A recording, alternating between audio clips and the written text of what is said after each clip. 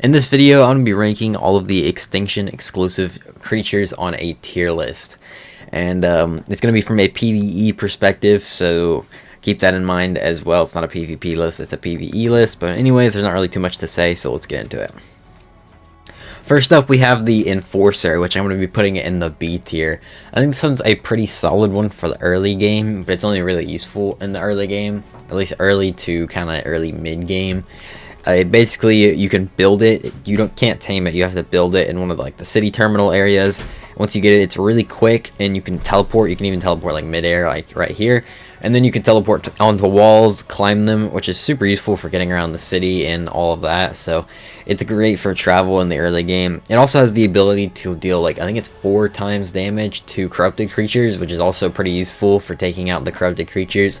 It's not great for fighting the massive corrupted creatures, but if you're just trying to kill some stuff, maybe do some orbital supply drops, like the easiest ones maybe you can get away with doing on this one.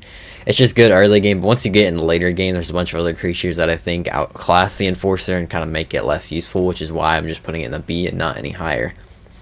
And after that, we're going to have the Vanosaur, which I'm going to put at the A tier. It's a super unique one, but a really cool. It's like a theropod, but it shoots needles out of its face. And they're really powerful as well. You can use it for killing all kinds of stuff and defending your base. You can use it for orbital supply drops on this map, which is quite useful to do. And instead of having ammo, it runs on stamina. So it's kind of like a turret that runs on stamina instead of ammo, which is pretty good in all things considered.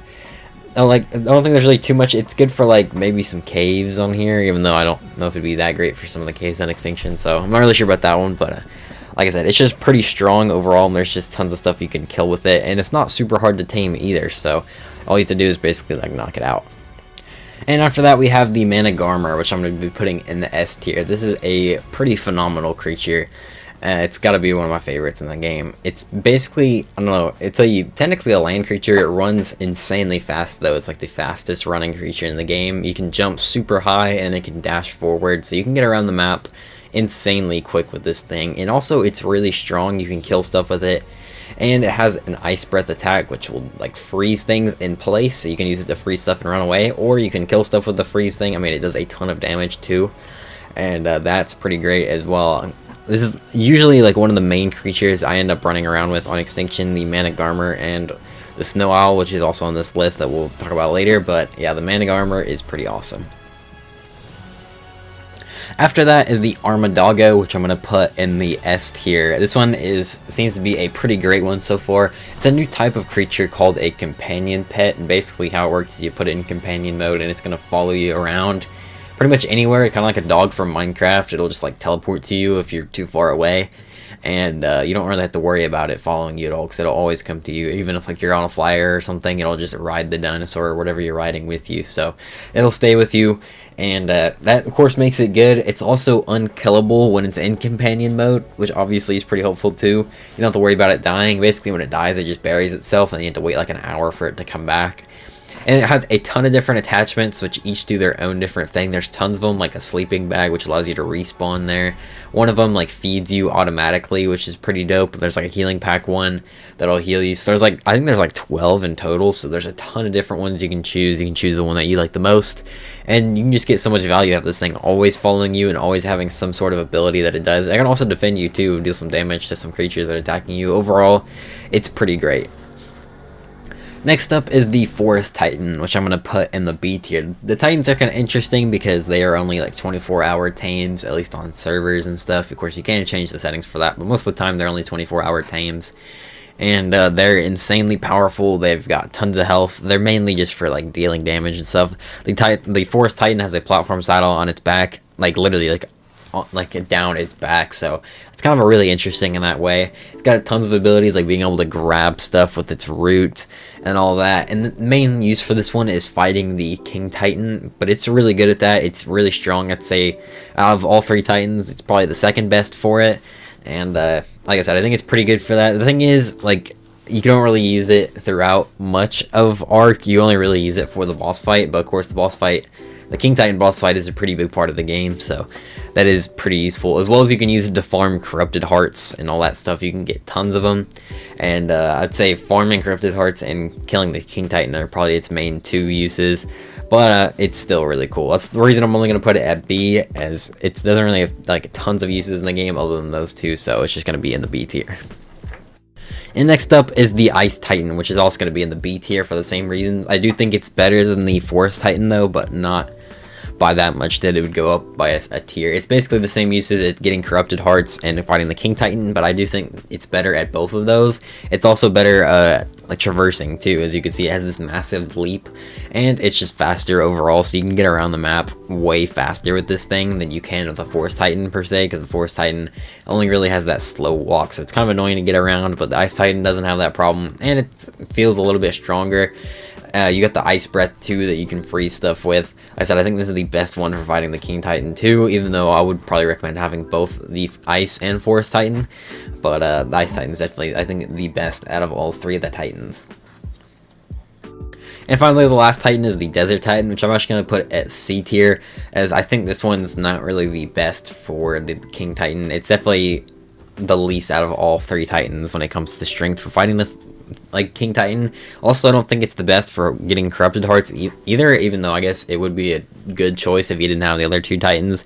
I just feel like for fighting it, it's probably the least useful, and this is usually the one I don't tame. I usually tame the Forest or the Ice Titan one for the boss fight, but not the Desert Titan, especially if you're playing solo. Like, I usually play solo, and if you're not like actually riding this thing during the King Titan fight, then it's pretty much going to do nothing. If you do have someone mounting it, then it can be pretty good, but I still don't think it's as good as like the Ice or Forest Titan in pretty much any regard. It can fly though, and you can build a base on it, which is kind of cool, but of course it is a 24-hour tame unless you're on like private server or something like that and you change it. But yeah, I'm gonna have to put it in C tier just for that. It's still fun if you want to like go fly around, like have like a gigantic flying siege base or something, but in the grand scheme of things, it's not insanely useful. Next up, we have the Gasbags, which I'm going to put in the A tier. This thing's actually insanely useful, even though you wouldn't probably think it at first, especially the name. It's basically like farts out and flies. It's not really the best for flying or getting around the map, but the best thing about it is its weight. They usually have a ton of weight. This one has about like 5,000, is like 150, not leveled or anything, so that's a ton. And you can use it to move resources across the map, or you can just have them on your gas bags or whatever. That's basically the main use for it, but it's like the best creature in the game for hauling resources, because of course it can fly around and it has so much weight on it. You can carry a crap ton of stuff with it, and yeah, that's pretty much the main use for it. But it is really good, and a lot of people use it just for that, and it's like one of the main creatures for it, so it has to be really high. Also, on Extinction, it is just an early game tame that is super easy to get and can be pretty good on Extinction in the early games too, so that's something else I wanted to add on there too, is you can use it in the early game, which also gives it kind of a bonus as well. But after that, we have the gotchas, which I'm also going to put in the S tier. I don't really use these ones too much, but I know a lot of people do, and if you know how to use them right, they are an S tier creature for sure, because they give you pretty much any resource in the game. I guess not any resource, but there's a ton of different resources that they can give you, and then they can kind of just auto produce it. And now in Ark Ascended, also Pegomastax can auto collect what they drop, so you can like have that with owls and basically have like an auto farm going on, so that makes them even better than they were before. But they also drop like random loot too, so you can get ones that have all kinds of crazy good loot as well that they drop, so you can basically just use these things to farm items. Creatures themselves, they pretty much do nothing, but I mean, it's like you can't like fight or anything. You can like harvest materials with them, but they're not the best for it. Like I said, it's mainly just their resource auto producing that makes them like so astronomically good.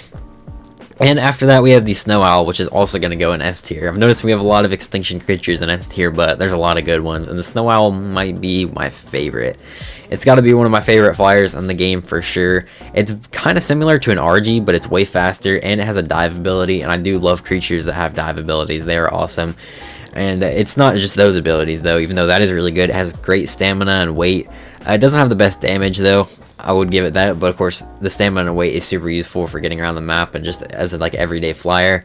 It also has the freeze ability, which you can use to just freeze things, or you can use it to freeze them and heal them. The freeze heals creatures, which I always use when I'm like boss fighting and they get out of boss. I need to heal them up. It's the best way to heal them. You can use a Daedon, but that takes a lot of food. This thing literally just takes stamina to heal, which is why I think it's the best for healing in the game. It also has the thermal vision, which I don't really use it too much, but it is a nice little bonus to have if you do need it.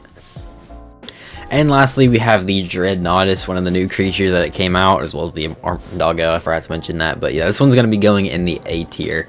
This one is a pretty solid one. It's known as the Titan Killer, and it is kind of difficult to tame, but once you do get it, it's just really strong as well. It's like I'd say maybe it's like the Giga of the sauropods, and like I said, it's super strong. It's got a platform saddle, and it's got like these platforms on it that kind of go down, which I think is pretty unique and pretty cool. I haven't really got to use those platforms yet, but I imagine it'd be kind of fun to build on there. It has a bunch, I feel like most of the abilities are PvP oriented, but they're still good in PvE. Like for instance, like you can use cannonballs and kind of shoot these poison balls out. I think that's more useful for PvE. I don't really think there's a use for that in PvE. I meant to say it's more useful in PvP, but yeah. This thing has a ton of health as well. This one, without leveling it or anything, the 150 has 130,000 health, which is just absolutely ridiculous. Has so much, and you can get that way higher. I've seen ones that have like 160 just off the tame. It also does a ton of damage. As you can see, this one just tamed out does 2,000 damage a hit, so they do tons of damage, and they get a buff depending on how many creatures are around and how big those creatures are. And if there's like a Titan around, they get a Titan Killer buff, which increases their damage a ton as well. So you can actually use these things to fight Titans, and definitely would recommend to use them. I even saw some people in my comments saying that you can take a Titan on with just one of these if you have it leveled high enough, so that's definitely worth something.